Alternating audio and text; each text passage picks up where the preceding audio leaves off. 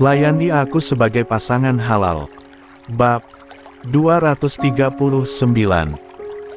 Semoga Bu Hilya sadar, apapun masalah mereka, jangan sampai main fisik ke Hanifah, gumam Vida dengan penuh kekhawatiran. Kali ini, Vida terlihat serius, tekadnya untuk melindungi Hanifah tidak bisa digoyahkan. Dari jarak yang aman, dia memantau mereka berbicara, siap untuk mengambil tindakan jika situasi menjadi buruk. Sekilas, Vida merasa tergugah untuk mencari Rama di ruang dosen, ingin memberitahunya tentang pertemuan Hilya dan Hanifah agar Rama bisa segera mencegah Hilya dari berbuat onar di kampus ini.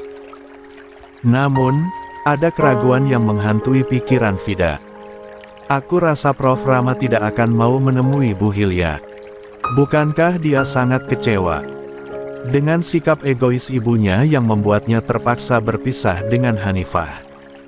Batin Vida, sambil mencoba mencari jawaban yang tepat. Hatinya merasa terpecah, antara ingin membantu Hanifah dengan cara mendatangkan Rama dan rasa takut bahwa niat baiknya justru akan menambah beban pada Rama. Dalam keraguan itu, Vida sadar bahwa dirinya harus segera mengambil keputusan, sebelum situasi semakin memburuk. Tapi, memang seharusnya Prof. Safi ada di sini untuk melerai Bu Hilya dan Hanifah. Tapi, apa Prof. Rama mau bertemu dengan ibunya sendiri?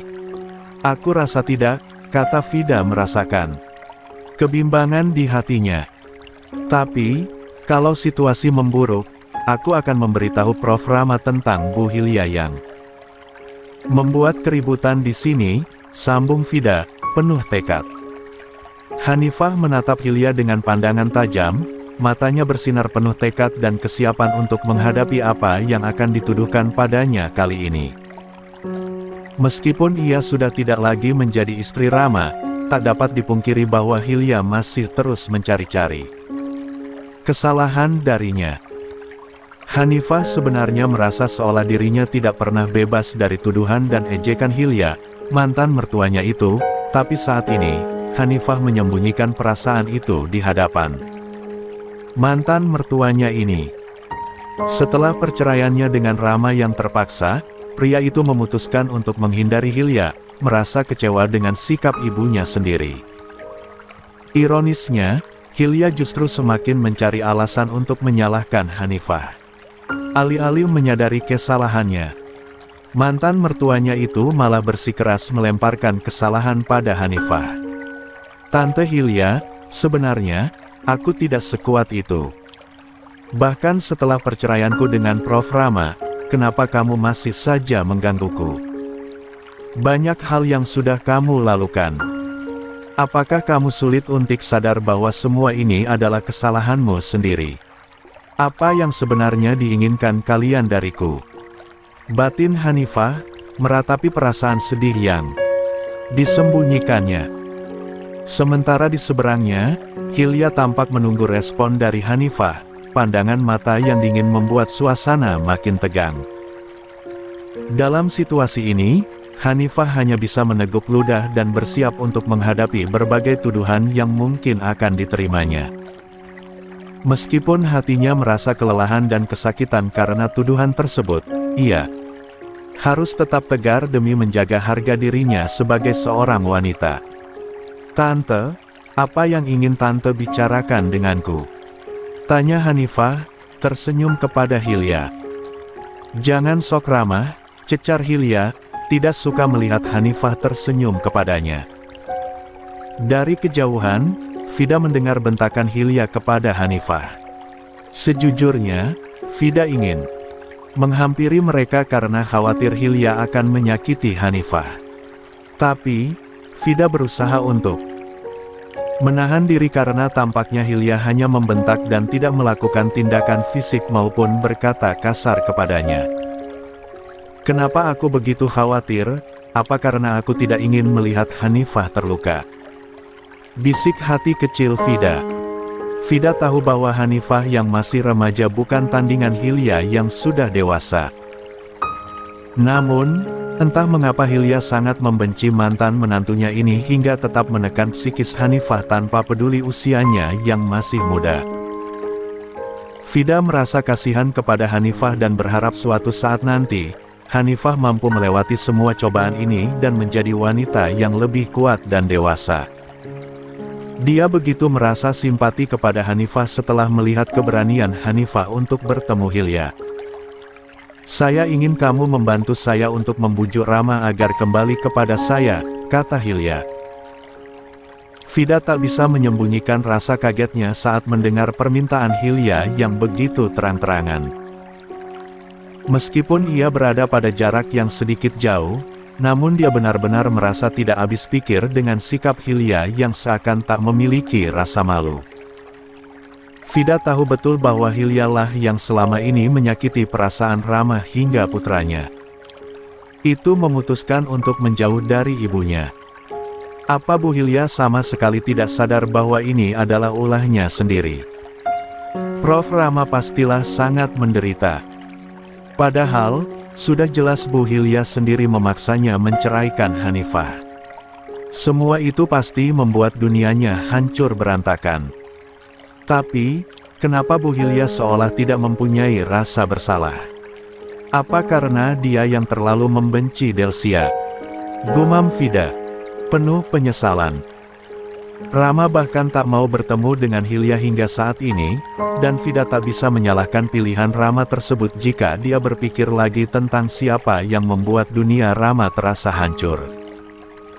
Namun, sikap Hilya yang meminta Hanifah untuk membujuk Rama bertemu dengannya, meskipun mereka sudah tidak lagi berstatus sebagai pasangan suami istri, membuat Vida semakin tak habis pikir dengan keegoisan Hilya.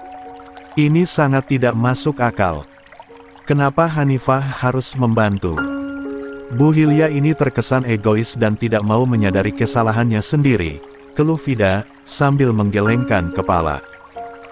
Tak mampu memahami permintaan yang menurutnya sangat keterlaluan itu.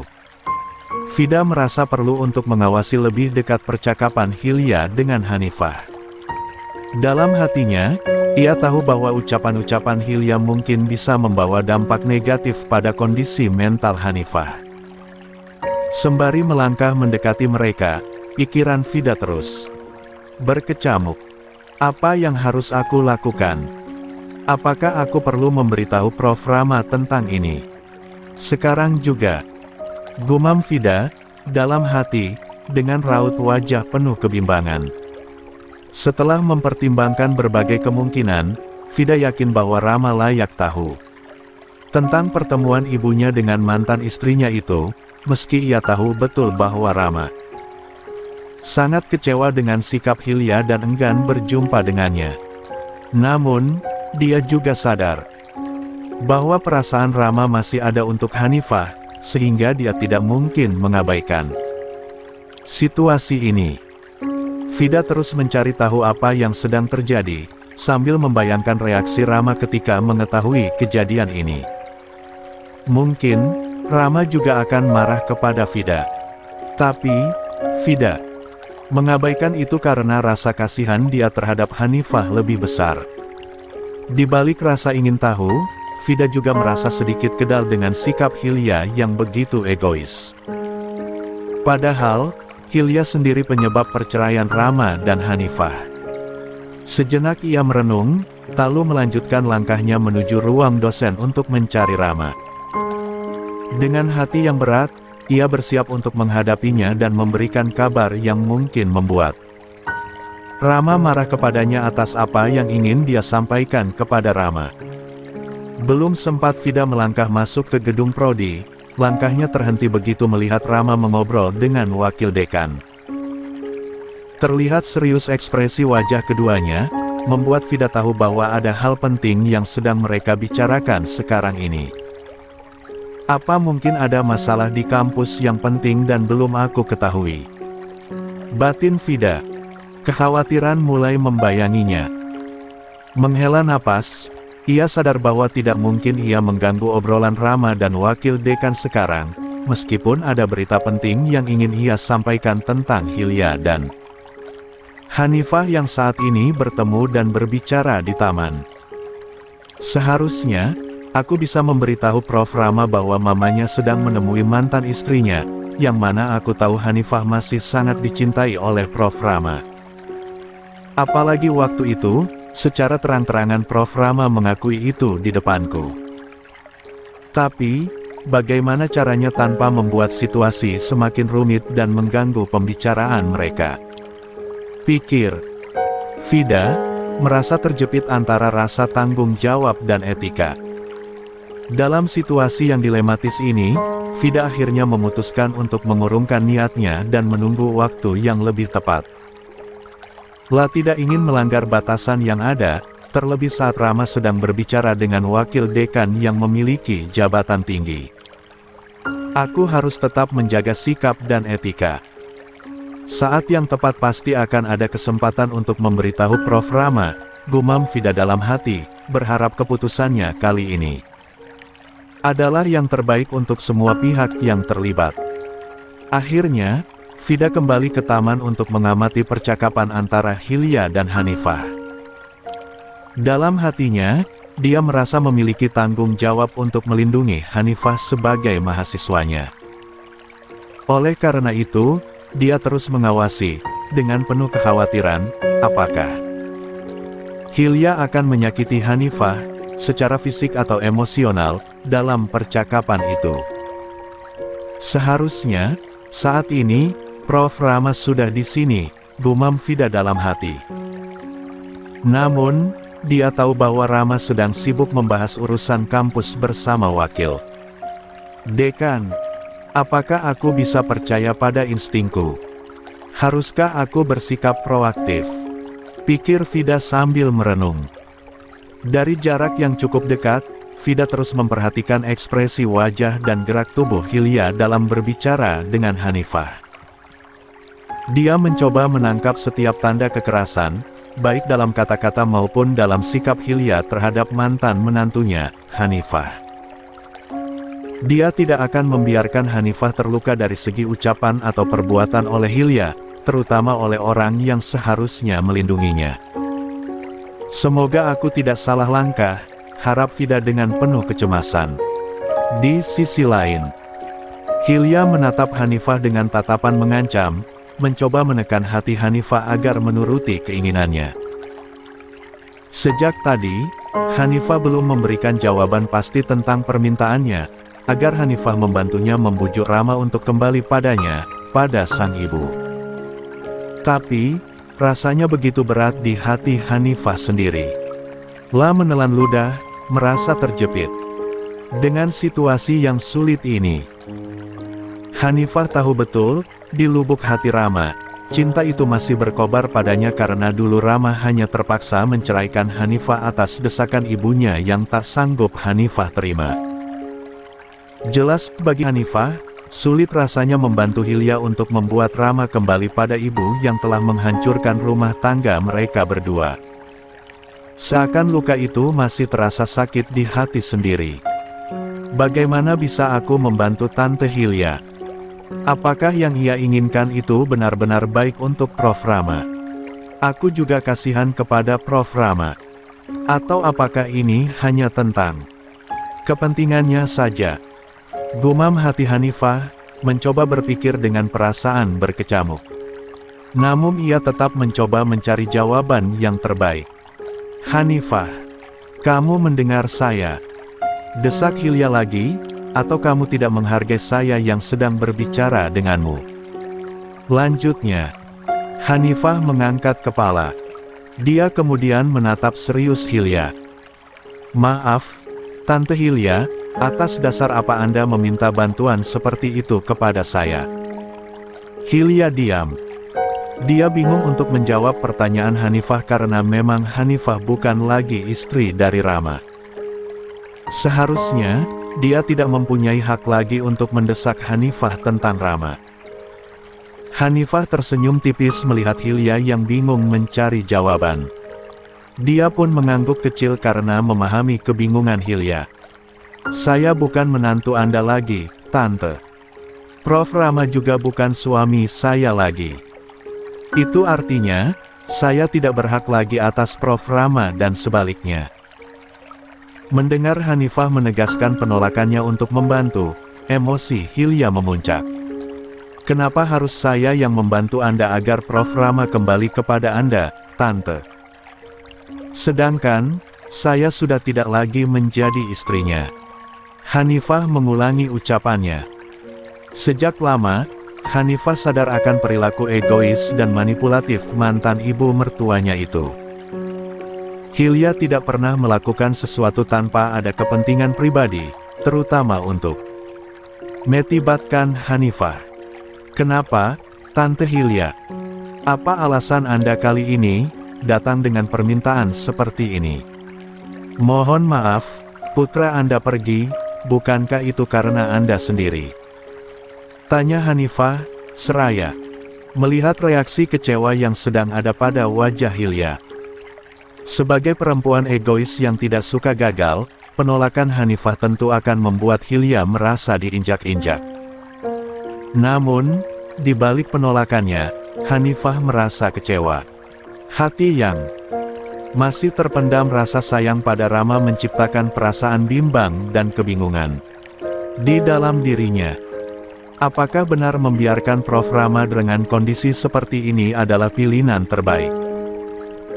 Aku ingin bersimpati, tapi hatiku sudah tidak bisa bersimpati kepada Tante Hilya, bati Hanifah, yang masih tidak lupa dengan perasaannya terhadap Rama. Tapi, Hanifah tahu, dia harus berdiri teguh melawan keinginan Hilya, agar tak kembali menjadi boneka yang mudah dimanfaatkan. Hilya menggelengkan kepala. Kamu menolak permintaan saya, Hanifah. Ya, Tante Hilya. Saya menolak permintaan Anda dan saya tidak berdosa, kan, menolak permintaan Anda. Hilya menatap Hanifah dengan takjub, terkejut melihat berani-beraninya perempuan itu menghadapinya. Sekarang Hanifah bukan menantuku lagi, apakah itulah alasan dia bersikap seperti ini kepadaku? Tapi, seharusnya, dia tetap menghormatiku sebagai orang yang lebih dewasa darinya, gumam Hilya, dalam hati, tidak menyangka perubahan sikap Hanifah. Namun, apa yang Hilya tak sadari adalah perubahan itu muncul bukan semata-mata karena status mereka berubah, melainkan juga rasa sakit yang menggerogoti hati Hanifah, terutama karena perlakuan Hilya selama ini. Rumah tangga Hanifah dengan Rama, anak Hilya, hancur, dan banyak dari peristiwa itu dipicu oleh ulah Hilya sendiri.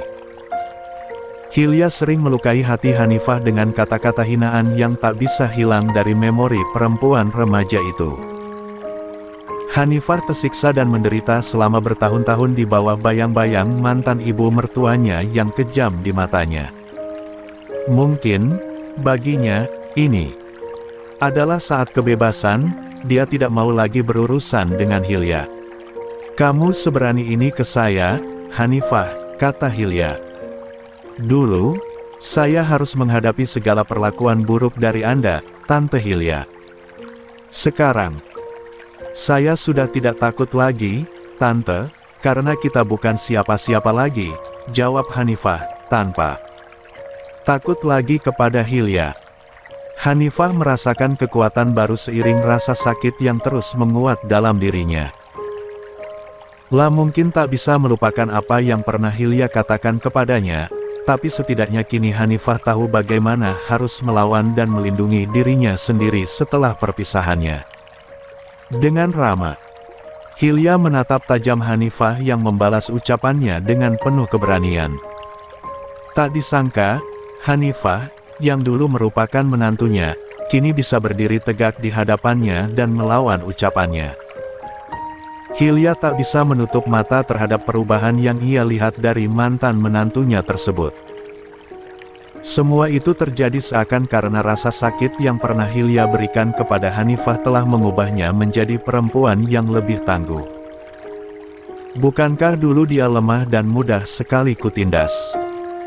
Namun sekarang, dia berubah menjadi pribadi yang kuat, bahkan mampu melawanku tanpa rasa takut. Ini benar-benar Luar dugaanku, gumam Hilya, dalam hati. Hilya sempat berpikir bahwa ketika Rama menceraikan Hanifah, Hanifah akan terlahir menjadi sosok perempuan yang lemah. Tapi, justru sebaliknya, Hanifah menjadi perempuan yang kuat dan berusaha terus membela dirinya dan Dendiir.